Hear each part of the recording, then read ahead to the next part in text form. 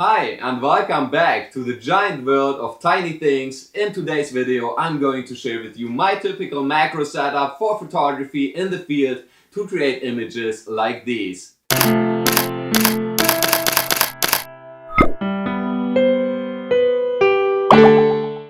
Alright, first things first, let's begin with the camera body, and everybody who knows me knows that I love my Canon 6D Mark II. It's a workhorse, a powerhouse, and the best camera body that I have owned so far. Now of course I know there are better camera bodies, but I still love this one. And what I enjoy most about it, apart from its full frame sensor image quality, is the fact that it shoots at a relatively high frame rate per second. You can take up to 6.5 images per second with this baby. And this is really useful when you're either doing handheld focus stacking and you just want the best alignment possible and you want to get done your stack in the shortest amount of time. But it's also really useful when you're photographing outside in ambient light and you still want decent shots with a decent amount of depth of field, which requires you to stop down your aperture and therefore to increase your exposure time to maybe sometimes up to a 10th or 20th of a second, and that's usually when you get blurry images. Now there's a really cool trick, and that's why a fast frame rate per second is really useful, because when you actually shoot in continuous mode, you get to stabilize your camera again after introducing the initial motion when you press the shutter button. So the process pretty much goes like this. You focus on your subject, you press the shutter button, the camera shakes because you're pressing the shutter button. But then if you just hold the shutter button down, by the time the fourth or fifth shot rolls around, your camera will be perfectly stable again, and you will find one or two keepers that are really actually decently sharp in that series of images. And that's why I love having a high continuous shooting mode. Now that's pretty much it for the camera already. Now if you go like, I'm just starting out, I wish I had a full frame camera. Well, guess what? Most people don't start out with full frame cameras, and in many ways crop sensor cameras are actually advanced or have an advantage over full frame cameras when it comes to macro photography, because the crop factor makes you get even more effective magnification out of your lens. Now let's say this lens, if I mount it the right way around, and we'll get to that in just a second because you can't mount it both ways round. But if I mount it the right way around, I roughly get 1x on the full frame camera. If I use it on a crop sensor camera, I get roughly 1.5x, which is more effective magnification. Now the magnification ratio of the lens doesn't change, but the magnification ratio in relation to your image resolution changes. And if you're looking to get closer to your subject, then a crop sensor is the way to go.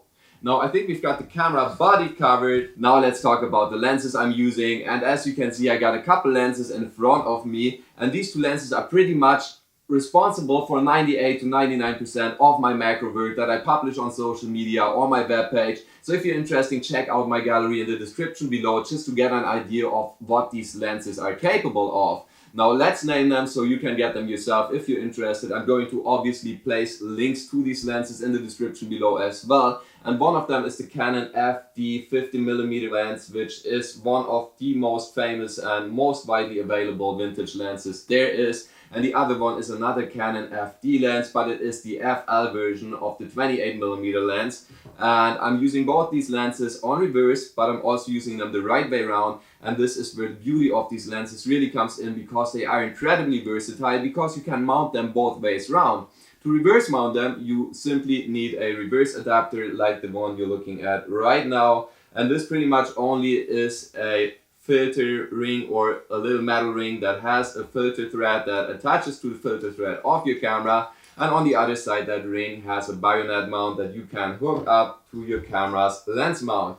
And it's really easy. You just go like this, and now you've got yourself a macro lens. Now the rule of thumb is, with these reverse lenses, the wider the original viewing angle of a lens is, the more magnification ratio it is going to yield. And the reverse 28mm lens, I think it's somewhere around 2.5 to 3x magnification ratio, which is really brilliant for a adapted low budget macro lens, or vintage lens I should say.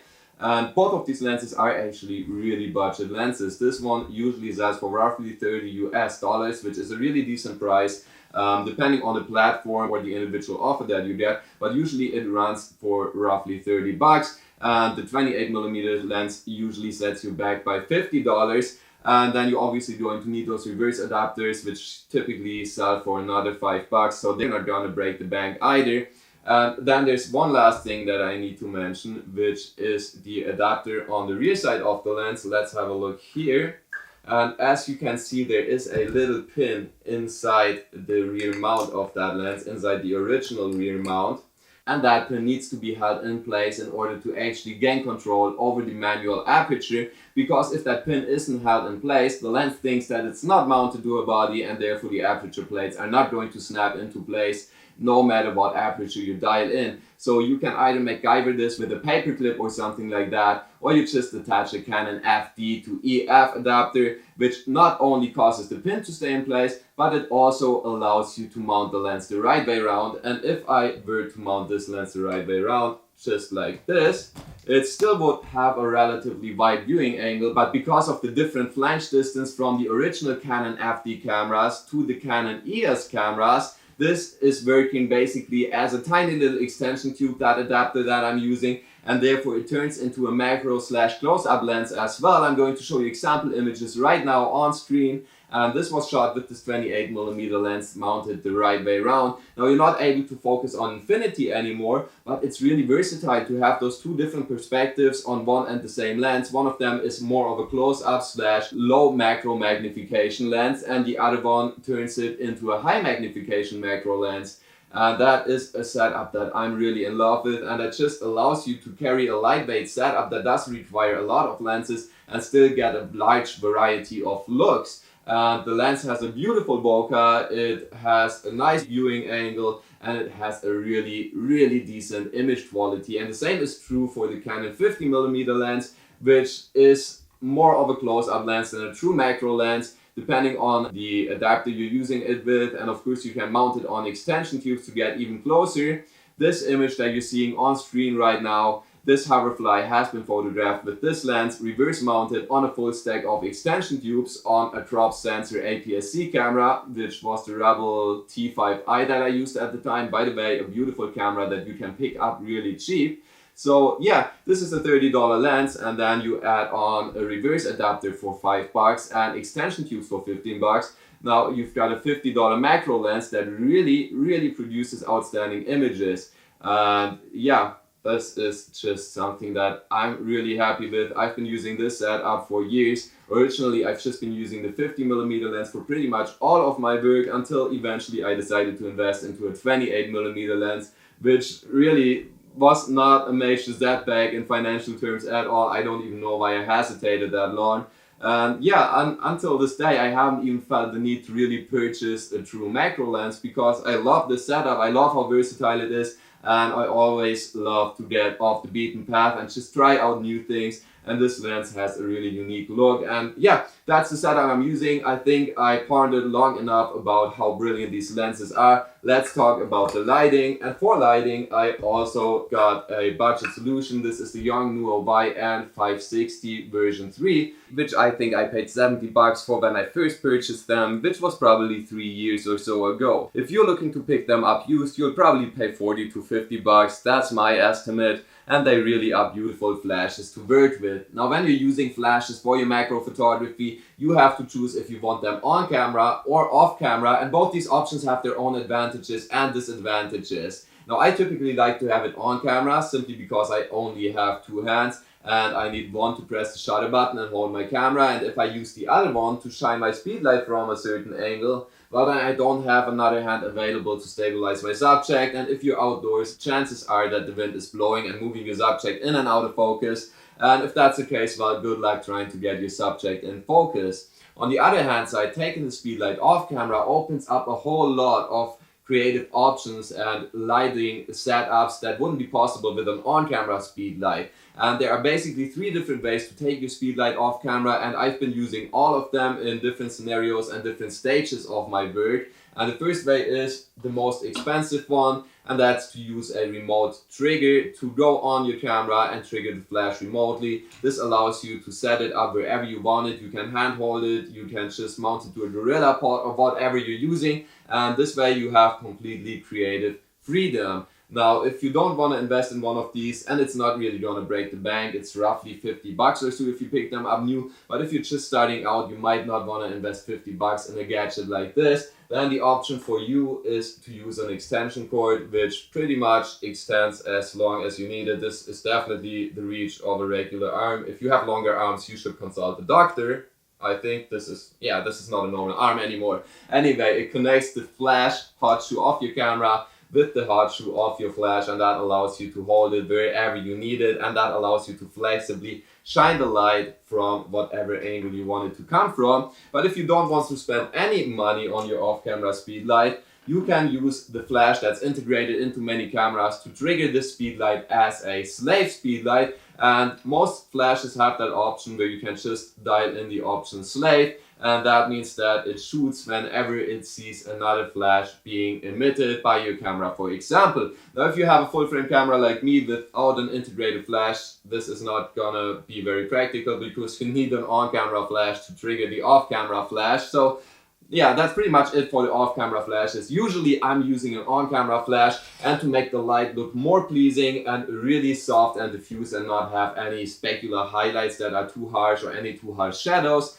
I'm using this DIY diffuser, and then the entire setup is going to look like this. And this makes for really quite flexible and very beautiful lighting. You can adjust it, you can adjust the angles however you want it, you can make it into a side light. And it is quite a flexible setup. It is a diffuser that I really came to love, and because I'm using this special material for my diffusion layer that consists from all these individual panels that direct the light into different directions, it also quite looks like a cloudy sky, or like at least some kind of natural reflection if you get a specular reflection of that diffuser, let's say on the shell of a ladybug or on water droplets, and it really blends in nicely and it doesn't strike the viewer as an artificial light source. Now, if you're interested in how I made this diffuser, I can give you a short rundown real quick. This part is made from a Pringles can, and this part is made from a bag of chips that I used inside out as the inner lining, from a takeout dish, and obviously duct tape. Now, this sounds like a complicated project, but actually you can pick up all these ingredients at the dollar store, and I've got a tutorial video on how to make the diffuser, which I'm going to link in the description down below and in the corner of this frame above me. But even though I love my modifier for a whole number of reasons, and especially for its flexibility, it still has its limitations, as every diffuser does, especially when it comes to high magnification ratios and the short working distances that they often result in. And that's why I sometimes resort to using a ring flash for this kind of application, and the ring flash that I'm using is the Yongnuo YN 14EX, which is a brilliant knockoff of the much more expensive Canon ring flash. It has just the same level of quality and it works brilliant for years now. Now, if you're interested, I'm going to link that in the description below, but now let's get back into the studio. And that pretty much completes my camera setup. To sum it up, I'm using a Canon 6D Mark II camera body in combination with either the FD 28mm lens or the 50mm lens by Canon, and both these lenses can be adapted the right way around or on reverse by using the respective adapters, and depending on the look, perspective and magnification ratio that you are going for. The light is provided by this Yongnuo YN 560 3-speed light, which is not only budget friendly but also very sturdy and reliable. My speed light fell down right on the concrete from like chest height before, and it's still working like on the first day. It's roughly 3 years old, and I can only recommend it very much. And to make the light even more pleasing, more soft and less harsh, I'm using this DIY diffuser, which again I'll be linking in the description down below, and this is really a beautiful piece of gear, and the images wouldn't turn out the way they did without this diffuser. Now, so that you can get a better idea of what sort of images the setup produces, I'm going to finish up this video with a slideshow, which I really hope you enjoy. I also hope that you enjoyed today's content. If you did, please leave me a thumbs up, and if you're new to this channel, please subscribe, hit that bell notification down below so that you get notified when I release future videos, and that you can follow along and expand your horizon in the giant world of tiny things. Thank you so much for watching. I hope you have a wonderful day, and I see you next time. Until then, stay creative, keep shooting, and have a good time. Cheers!